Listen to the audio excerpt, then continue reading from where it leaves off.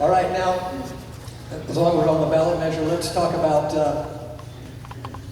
another ballot measure, that will be on the ballot. That is city council raises. We'll start with, where do we end up? We'll start with the mayor. Should the city council members get a raise, and if so, is this the right time for it to happen? No.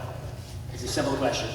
And I have never, since I was on the council, increased my salary. Councilman Davis has. He's increased it as a councilman, and now he's supporting this to put it on the ballot. I think it's a 40% increase or so. It's not the right time. As I told you before, I believe in leadership by example. This is not leadership by example. He's also mentioned, the budget problems, the budget issues, which he's voted on every year. He's also voted on the mid-year allocations and increases in expenditure to the tune of close to $2 million this last year. And so, for him to say that he is being fiscally responsible, it's just not true. All right, Councilman Davis, you got mentioned here. Sure. We'll take you out of turn on this. When you said to the press enterprise when this issue came up, I think it's about council raises and you supported it. I think it's time that the city grows up. Do you want elected people to be qualified, and do you want a good pool of candidates? This is what it takes. So your take on whether this... And that is true. In my district, I have asked and have been seeking to get folks to run against me. And in every turn, I'm answered with, I would not do it. I can't support my family. So you're going to have candidates run unopposed. And you see that just recently. How many candidates in the last two cycles have run opposed? 4. That's more than half of the council cycle. It has a lot to do with that. As far as the impact of the budget, it's a $240,000 impact of the budget. In 2009, when I first came on, we took an 8% pay cut through benefits and whatever else we can. We actually gave ourselves a couple of years back, in 2013, actually 2015, a 5% increase. We're still 3% in the deficit from when I first started. In addition to that, is yes, I did vote on it and so forth. The council is full-time. I spend about 60 hours, but it's not about me, it's about who's going to replace me. I'm not going to do this forever, folks.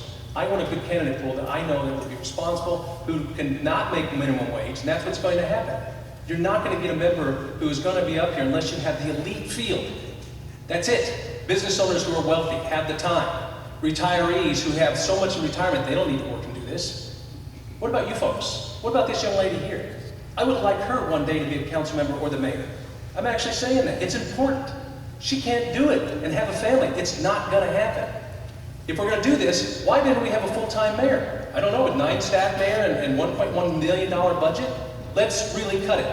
We don't need that position in the manner in which it is. The council runs this city, and I would respect that to the council.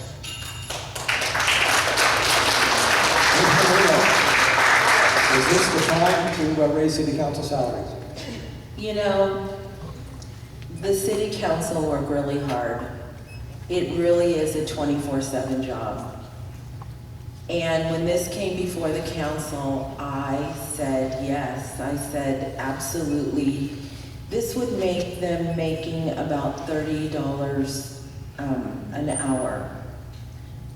And I do think it's not the right time. I asked them to wait and put it on the November ballot, but they didn't. Of course, they don't ever listen to me.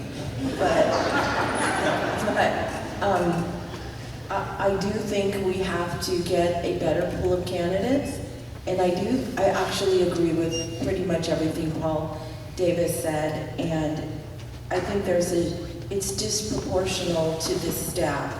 And I can tell you that a council member or a mayor, they work really hard.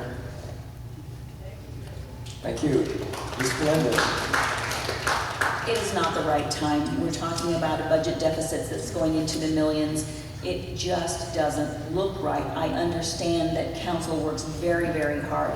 Originally, I think the position was stated to be a part-time position, but once on council, folks realize that they are working 24/7 on behalf of their constituents. So no, it is not the right time, and I would have to say that I would support a wait and see, and perhaps have a ballot issue on this vote, not just council voting themselves a raise.